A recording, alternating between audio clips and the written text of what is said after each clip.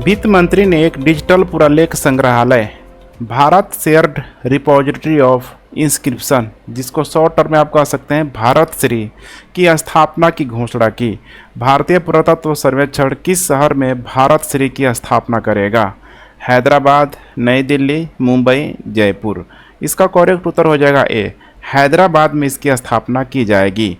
Bharat share repository of inscription, जिसको भारत श्री बोला जाता है, एक डिजिटल पुरालेख संग्रहालय स्थापित किया जाएगा। वित्त मंत्री ने 2023-24 के बजट में भारत श्री की स्थापना की घोषणा की हुई थी। इसके तहत पहले चरण में 1 लाख प्राचीन अभिलेखों को डिजिटल रूप दिया जाएगा। भारतीय पुरातत्व सर्वेक्षण हैदराबाद में भारत श्री की स्थापना करेगा। बहुत इंपॉर्टेंट प्रश्न है, इसको ध्यान से जरूर देखिएगा।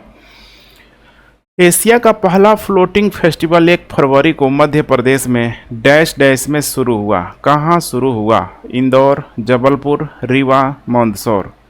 मध्य प्रदेश में तो हुआ है, कहाँ पे हुआ है? इसका करेक्ट उत्तर हो जाएगा डी, मंदसौर में। एशिया का पहला फ्लोटिंग फेस्टिवल 1 फरवरी को मध्य प्रदेश के मंदसौर में शुरू हुआ। मध्य प्रदेश सरकार में पर्यटन मंत्री, जिनका नाम है उषा ठाकुर ने मंदसौर में गांधी सागर फ्लोटिंग फेस्टिवल के पहले संस्करण का उद्घाटन किया। यह फ्लोटिंग फेस्टिवल 1 फरवरी को इंडियन ओशन रॉक बैंड के प्रदर्शन के साथ शुरू हुआ। यहाँ पे आपको ध्यान रखना है, इंडियन ओशियन रॉक बैंड। कभी कभी माइक्रो लेवल पे भी इस तरह का प्रश्न पूछा जा सकता है। इंडियन ओशन रॉक बैंड के प्रदर्शन के साथ शुरू हुआ। निम्नलिखित में से किसने हाल ही में एक रिपोर्ट जारी की और अडानी समूह पर स्टॉक में हेरफेर और अकाउंटिंग गड़बड़ी का आरोप लगाया? अर्नस्ट एंड यंग है, Bloomberg, IMRB international, Hindenburg research. आपको अंदाज़ा लग गया होगा, काफ़ी ये चर्चा में रहा था। इसका करेक्ट उत्तर हो जाएगा हिंडनबर्ग रिसर्च। हिंडनबर्ग रिसर्च की एक रिपोर्ट में अडानी समूह पर स्टॉक में हेरफेर और अकाउंटिंग गड़बड़ी का आरोप लगाया गया था। हिंडनबर्ग ने Adani group, how the world's third richest man is pulling the largest coin in corporate history शीर्षक से हेडलाइन से एक रिपोर्ट जारी की हुई थी। इस रिपोर्ट में बताया गया था कि अडानी ग्रुप स्टॉक मैनिपुलेशन और अकाउंटिंग फ्रॉड में पूरी तरीके से शामिल है। काफ़ी चर्चा में रहा था ये टॉपिक। निम्नलिखित में से किसके साथ आवास और शहरी मामलों के मंत्रालय ने मिलियन प्लस शहरों में अपशिष्ट से ऊर्जा संयंत्र विकसित करने के लिए एक समझौता ज्ञापन पर हस्ताक्षर किया हुआ है? Engineers India limited, oil India limited, तेल और प्राकृतिक गैस निगम, गेल इंडिया लिमिटेड।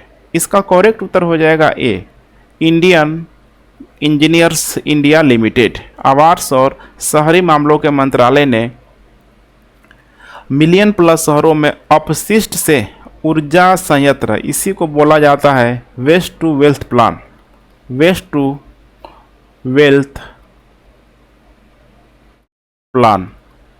प्लान विकसित करने के लिए इंजीनियर्स इंडिया लिमिटेड के साथ एक समझौता ज्ञापन, जिसको बोला जाता है MOU, मेमोरेंडम ऑफ अंडरस्टैंडिंग, पर हस्ताक्षर किया गया है। बजट 2023-24 पेश करते हुए वित्त मंत्री निर्मला सीतारमण ने 7 प्राथमिकताओं को सूचीबद्ध किया हुआ था।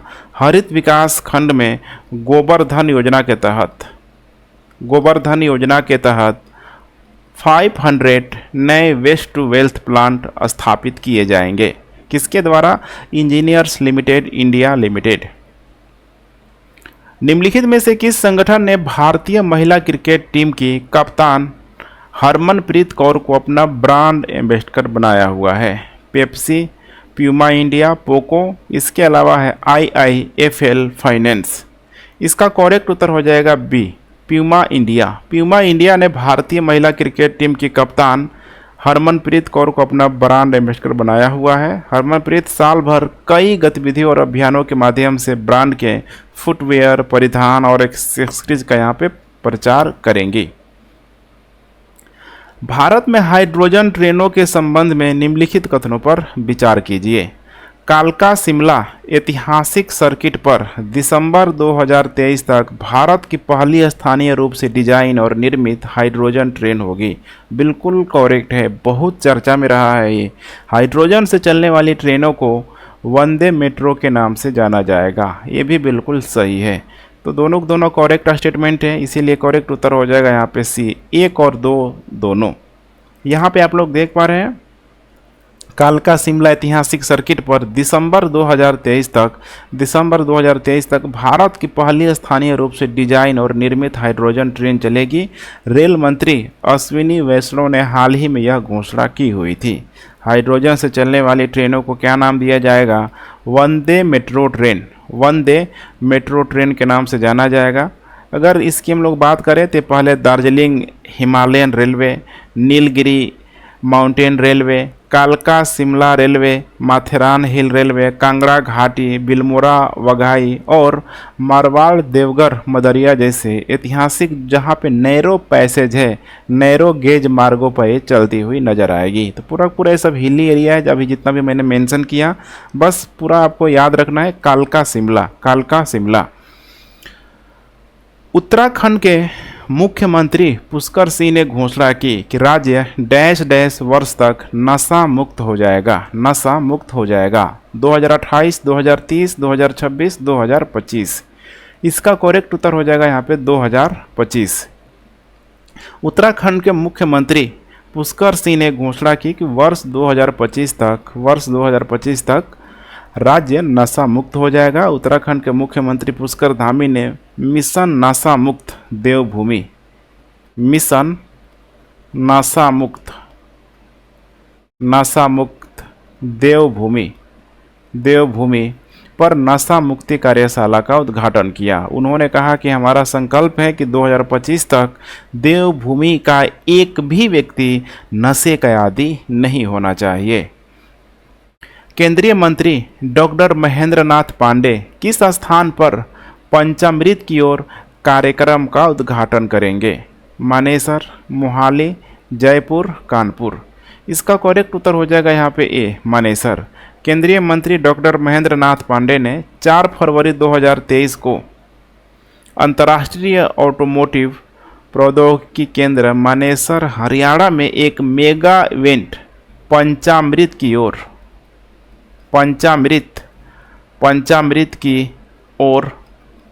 सेंटर का उद्घाटन करेंगे। केंद्रीय मंत्री डॉक्टर महेंद्र नाथ पांडे और राज्य मंत्री श्री कृष्ण पाल ICAT इंक्यूबेशन सेंटर का भी उद्घाटन करेंगे। इसका जो उद्देश्य है नवाचार का एक पारिस्थितिक तंत्र विकसित करना और कार्बन फुटप्रिंट को कम करना है। EI यहाँ पे आप लोग देखने का प्रयास कीजिए। EIACP इसका मतलब होता है environmental information association capacity building and livelihood programme ने डैश डैश के सहयोग से लाइफ पर राष्ट्रीय कार्यशाला का आयोजन किया। इंदिरा गांधी राष्ट्रीय कला केंद्र, ललित कला अकादमी, राष्ट्रीय बाघ संरक्षण प्राधिकरण, राष्ट्रीय प्राकृतिक इतिहास संग्रहालय। इसका करेक्ट उत्तर हो जाएगा यहाँ पे डी, राष्ट्रीय प्राकृतिक इतिहास संग्रहालय। EIACP ने राष्ट्रीय प्राकृतिक इतिहास संग्रहालय के सहयोग से लाइफ, यहाँ पे ध्यान रखिएगा, लाइफ पर राष्ट्रीय कार्यशाला का आयोजन किया। पर्यावरण सूचना जागरूकता क्षमता निर्माण और आजीविका कार्यक्रम ने राष्ट्रीय प्राकृतिक इतिहास संग्रहालय के सहयोग से इंदिरा पर्यावरण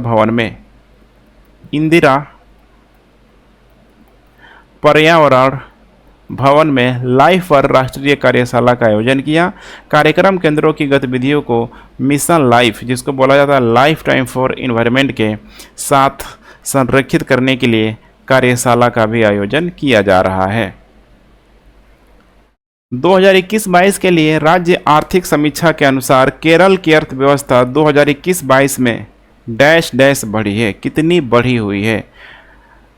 11.01% है, 13.01%, 12.01%, 14.01%। इसका करेक्ट उत्तर हो जाएगा यहाँ पे सी, यहाँ पे हो जाएगा सी 12.01%। केरल की अर्थव्यवस्था ने वित्त वर्ष 2021-22 में जोरदार रिकवरी दर्ज की हुई है। 2021-22 के लिए राज्य की आर्थिक समीक्षा के अनुसार केरल की अर्थव्यवस्था देखा जाए तो 12.01% बढ़ी हुई है। 2020-21 में देखा जाए तो उसमें माइनस में था, -8.43% के आसपास था। केरल की अर्थव्यवस्था 2012-13 के बाद से सबसे तेज़ी से बढ़ रही है। विश्व कैंसर दिवस 2023 की थीम क्या है? World summit against cancer, I am and all will, we can, I can, close the care gap. इसका करेक्ट उत्तर हो जाएगा D, close the care gap. हर साल 4 फरवरी को विश्व कैंसर दिवस मनाया जाता है। इसका आयोजन UICC, इसका मतलब होता है union for international cancer control द्वारा किया जाता है। विश्व कैंसर दिवस 2023 की जो थीम है close the care gap, close the care gap पूछा जा सकता है, काफ़ी इंपॉर्टेंट है। निम्नलिखित में से कौन सा कथन सही है?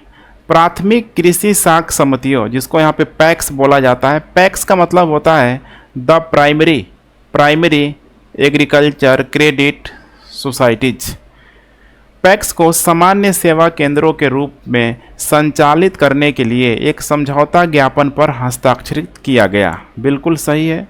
पैक्स अब CSC योजना के डिजिटल सेवा पोर्टल पर सूचीबद्ध सभी सेवाएं नागरिकों को प्रदान कर सकेगी। ये भी बिल्कुल सही है, इसीलिए करेक्ट उत्तर हो जाएगा यहाँ पे सी, 1 और 2 यहाँ पे दोनों। यहाँ पे देखा जाए तो प्राथमिक कृषि साख समितियों को, जिसका मतलब है पैक्स को सामान्य सेवा केंद्रों के रूप में संचालित करने के लिए एक समझौता ज्ञापन पर हस्ताक्षर किया गया है। नई दिल्ली में सहकारिता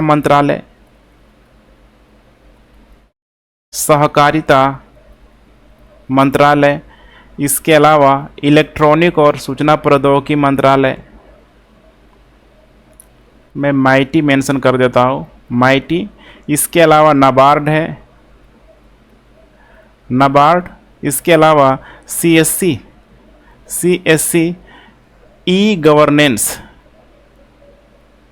गवर्नेंस सर्विसेज इंडिया लिमिटेड के बीच समझौता ज्ञापन अर्थात MOU यहाँ पे साइन किया गया है।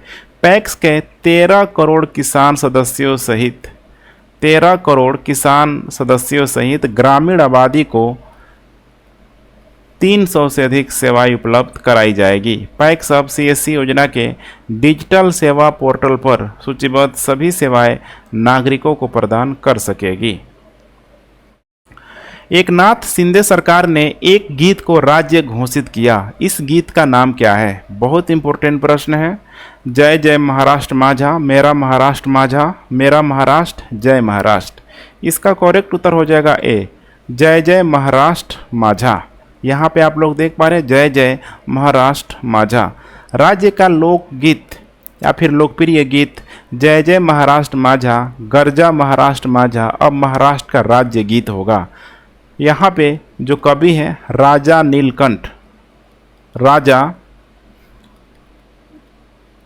नीलकंठ बढ़े के इस गीत को राज्य गीत घोषित करने का फैसला 31 जनवरी को कैबिनेट की बैठक में लिया गया था। 1960 में महाराष्ट्र की हम लोग बात करें, 1960 में एक राज्य के रूप में महाराष्ट्र की स्थापना के बाद से यह पहली बार है कि सरकार ने एक आधिकारिक राज्य घोषित किया हुआ है। मैंने आधिकारिक राज्य नहीं कहेंगे, आधिकारिक राज्य गीत घोषित किया हुआ है। जो लिखा गया है यहाँ पे लिखा गया है, ठीक है, जो कवि हैं राजा नीलकंठ बढ़े के द्वारा। दोनों ही इंपॉर्टेंट है, पूछा जा सकता है।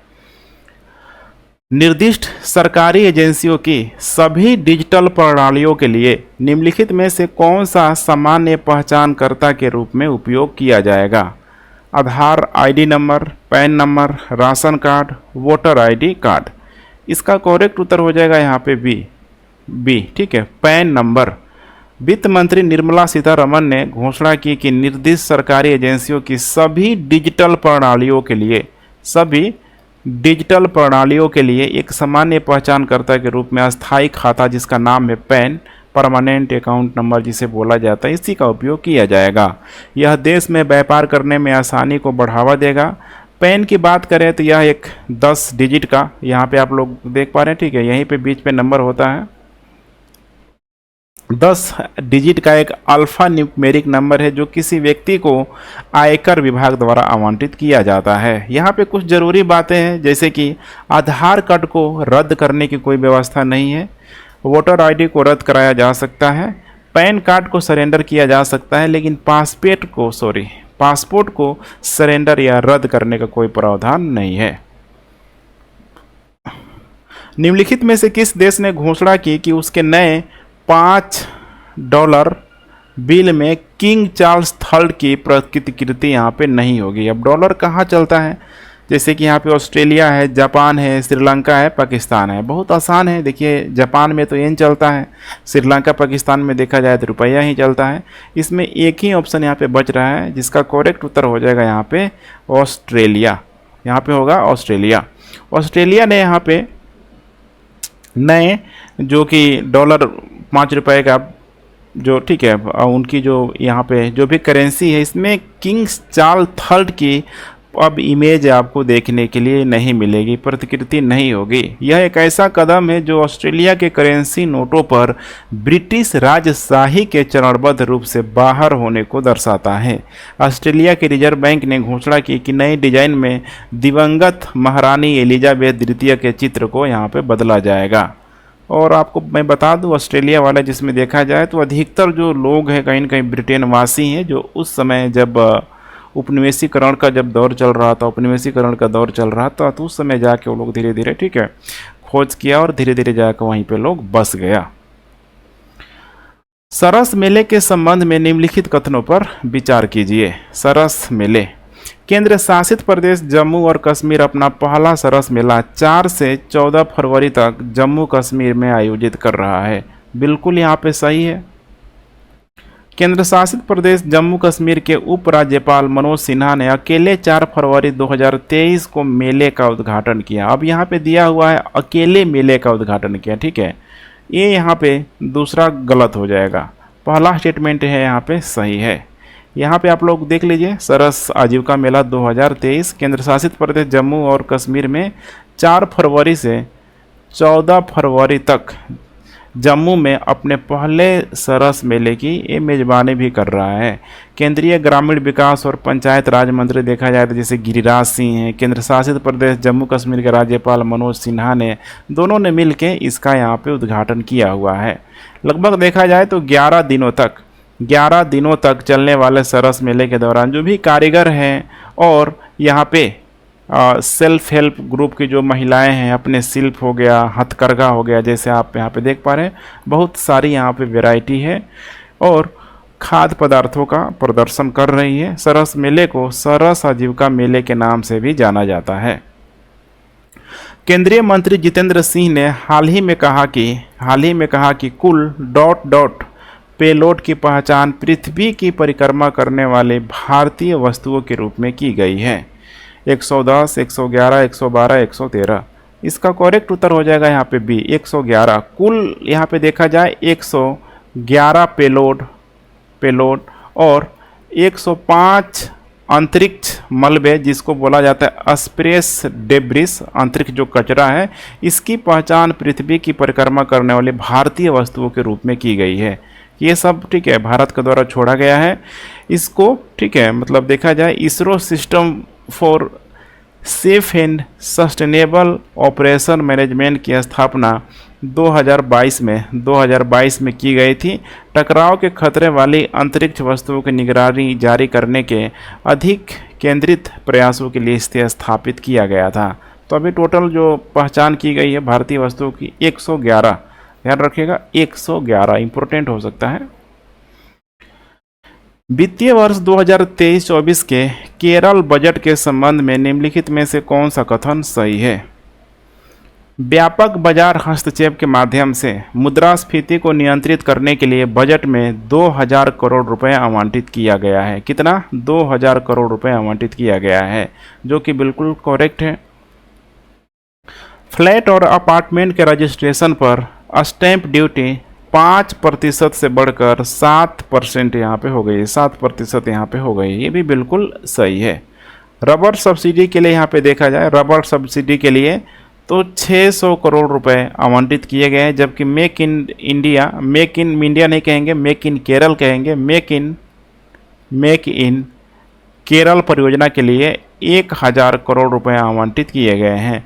फ्लैट और अपार्टमेंट जैसे मैंने अभी मेंशन किया कि इसके रजिस्ट्रेशन पर जो स्टाम्प ड्यूटी है यहाँ पे 5% से बढ़ा के 7% के आसपास कर दी गई है। लाल चंदन एक प्रजाति है जो डैश डैश के उष्णकटिबंधीय शुष्क पर्णपाती वन में पाई जाती है। केरल है, उड़ीसा है, मणिपुर है, आंध्र प्रदेश है। ठीक है, वीरप्पन का नाम आप लोगों ने ज़रूर सुना होगा। अभी हाल ही में जो मूवी आई थी पुष्पा, उसमें बहुत अच्छे तरीके से दिखाया गया है। तो ये एरिया है, यहाँ पे देखा जाए आंध्र प्रदेश का ये एरिया है। लाल चंदन जिसको रेड सैंडर्स यहाँ पर बोला जाता है, एक प्रजाति है जो आंध्र प्रदेश के उष्णकटिबंधीय शुष्क पर्णपाती जंगल में पाई जाती है। इसकी ऊंचाई देखा जाए तो 10 से 15 मीटर की ऊंचाई तक पहुंचती है। लाल चंदन एक प्रजाति है जो international union for conservation of nature की लाल सूची में, ध्यान रखिएगा, लाल सूची में लुप्त प्राय के रूप में, ये बहुत यहाँ पे इम्पोर्टेंट है, लुप्त प्राय के रूप में सूचीबद्ध है।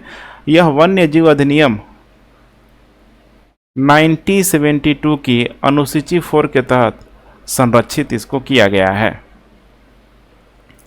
भारत के किस पड़ोसी देश ने 37 शहरों में मार्शल लॉ घोषित किया हुआ है? श्रीलंका, नेपाल, पाकिस्तान, म्यांमार। अभी म्यांमार देखा जाए तो बिल्कुल ही राजनीतिक अस्थिरता के दौर से यहाँ पे गुजर रहा है। इसका करेक्ट उत्तर हो जाएगा यहाँ पे म्यांमार। म्यांमार की राज्य प्रशासन परिषद ने 4 क्षेत्रों और 4 राज्यों के 37 शहरों में मार्शल लॉ घोषित किया हुआ है। 37 कस्बों में देखा जाए तो 11 शहर जैसे कि सांगेंग क्षेत्र से, 7 चीन राज्य से और 5 मैगवे और बागो क्षेत्रों से, लगभग देखा जाए 37 कस्बों के आसपास सब पूरा एरिया है। 4 कस्बे कयाब राज्य से है, 2 तंथई क्षेत्र और काइनी राज्य से, 1 मोन राज्य से भी है। तो अभी इतना डीपली नहीं पूछेगा, ये जरूर पूछ लेगा यहाँ पे कि कहाँ पे हाल ही में मार्शल लॉ घोषित किया गया है भारत के किस पड़ोसी देश में। इसका करेक्ट उत्तर हो जाएगा यहाँ पे म्यांमार।